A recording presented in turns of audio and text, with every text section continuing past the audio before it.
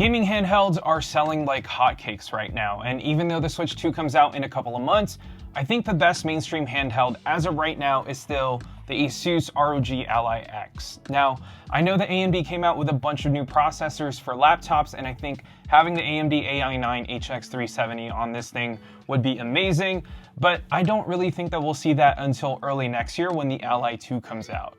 And so after 6 months of using the ROG Ally X for my trips, when I'm just lounging around the house or office, how has it been and what have I done to it that made the experience better? Well, before we talk about how I configured the Ally X, let's talk about specs real quick. So inside the Ally X is the AMD Ryzen Z1 Extreme, which is still a very good chip here in 2025. It's able to play most modern games at 720p to 1080p resolution just fine, and the Ally X comes with 24 gigs of RAM at 7500 megatransfers per second, which is a much needed upgrade over the OG Ally. But probably the most important upgrade over the OG Ally is the bigger battery. Now, the 80 watt-hour battery inside the Ally X sets a standard when it comes to handheld gaming and for the size of this handheld and how much it weighs. Now, the bigger battery is a really nice upgrade that a lot of people are gonna love and appreciate. All right, so now that you kind of got a refresher on what the Ally X is all about, how has it been? So first things first, what I did to the Ally X is similar to what I did with my OG Ally right here, and that's to put dbrand's Killswitch on here. Now, since I travel a lot, I actually bought this TomTalk case for the Ally X so I can keep this thing safe when I'm traveling, but it's just really bulky, and if you have a smaller backpack or have a ton of things in your backpack, this might not necessarily fit inside your bag. So dbrand sent this over to me a couple of months ago, and it's honestly a game changer. The fact that I can cover the screen with this little thing that hooks onto the actual unit is awesome, because now I don't need the bulky case and have this much slimmer profile that fits in my backpack a lot better. And then of course you have the case with their signature grips that's textured.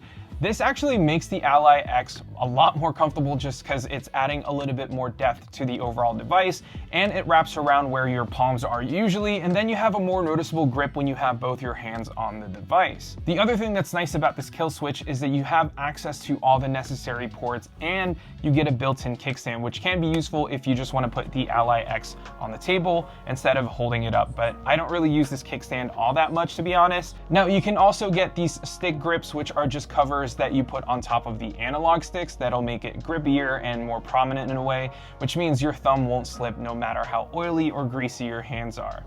Now, I like this just because it's a way for me to keep my Ally X in a more pristine condition if I ever end up selling this in the future whenever the Ally 2 comes out.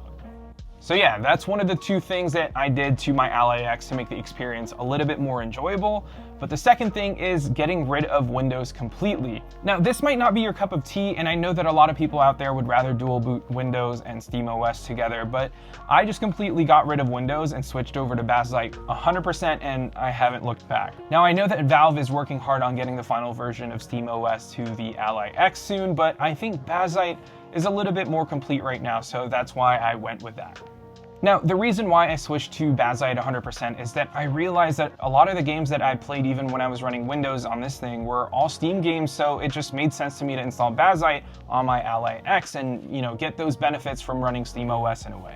Now, from what I can tell after using Bazzite as my primary OS for the Ally X for the last 3 to 4 months is that booting up from Wake and hopping on a game right away is a lot faster in my opinion. This has that resume feature that the Steam Deck has, so that even if I'm playing NBA 2K, I put the Ally X to sleep.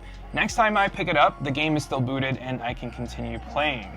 Besides that, I also notice improvements in all of the games that I play, whether it be performance gains or battery efficiency. And just to give you guys some examples here, God of War with the same 1080p settings in original graphics quality with FSR3 set to balance, I'm getting about 5 extra frames compared to when I was running this on Windows with the same settings, which doesn't sound a lot, but if it's actually consistent, it actually makes a difference. Now, I'm also getting about 30 minutes of extra gameplay when running this on Bazzite, and I'm also running most of my games at that 17 watt TDP.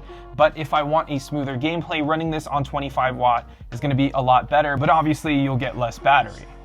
Now, for NBA 2K25, which is my go-to game on the Ally X, I noticed about 2 to 3 frame differences, which again isn't a lot, but hey, extra frames are extra frames, and I play this with FSR3 set to balance with the graphics quality set to Steam Deck, and the TDP at around 18 to 20 watts. This one, I'm able to play about 2 hours and 40 minutes until it hits that 5 to 10% battery life, and on Windows, I'm getting closer to just 2 hours tops.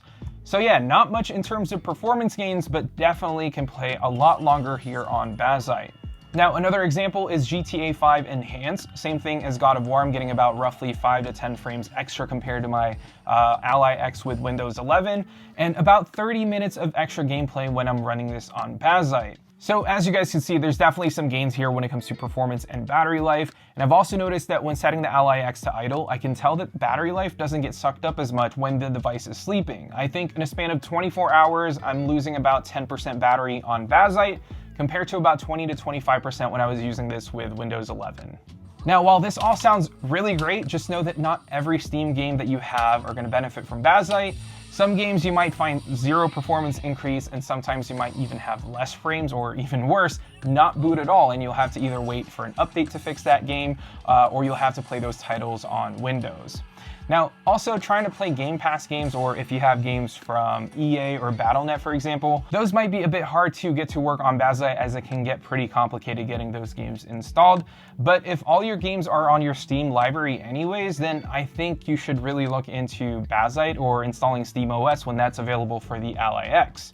There's a ton of tutorials out there on YouTube, and as long as you download the proper Bazzite installer that's meant for the Ally X, then the process should be fairly straightforward and you'll have full controls of your buttons on the device. So if you press the Armory Crate button, it'll pull up your system info, and if you double press it, you can change a ton of hardware settings, like set the TDP anywhere from 5 watt to 30 watt TDP, change the RGB, you can disable the touchscreen, or change what certain gestures do.